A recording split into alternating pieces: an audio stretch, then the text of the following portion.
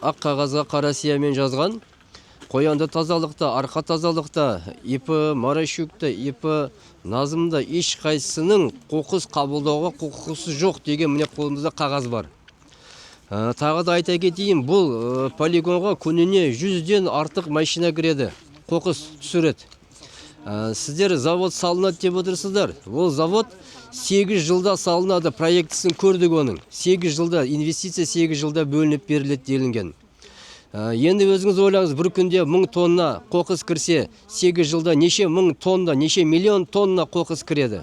Оны ол завод өңдей алмайды. Ол завод пиролизный пеш дегені, ол бір суткада бір ковш мусорды ғана болды, переработка істей алады, внутреннее сжигание. Басқаға оны шамасы жетпейді. Мынандай объемды істеуге ондай заводтың оны керек.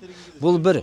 Екіншіден, бұл жерге қоқыс келген кезде тек қана біздің Қояндының қоқысы емес. Сіз интервьюңізді айттыңыз, Софиевкаға Қояндының мусоры неге керек деп. Бізге онда Целиноград ауданының бүкіл мусоры неге керек? Қосшы қаласының, Байқоңыр ауданының, Астана қаласының, Есіл ауданының мусорлары бізге неге керек онда, Марат Мұратұлы? Сізге тағы да айтарым. Қазір бұл жерде сіз айттыңыз, біздің ауылдың берекеті жоқ, біздің ауылда берекет бар. Біз бәріміз бірлікте, берекеде өмір сүріп жатырмыз. Біздің ауылымызда осындай ауылымыз бар екен, мақтаныш тұтамыз, абыройланамыз. Бұл Қоянды ауылы жан-жақтан келіп, бірлікте тұрамыз бәріміз. Бізге бұл қоқыс өңдеу заводы керек емес. Біз тағы да бір айтарым, міне қағаз тұр, бұны бәрі біледі.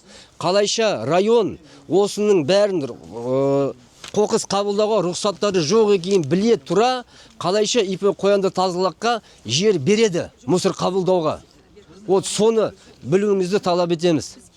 Бұлар рұқсат алуға ешқандай рұқсаттары жоқ, лицензиялары жоқ, бірақ мусор қабылдап жатыр, күні-түні жұмыс істеп жатыр.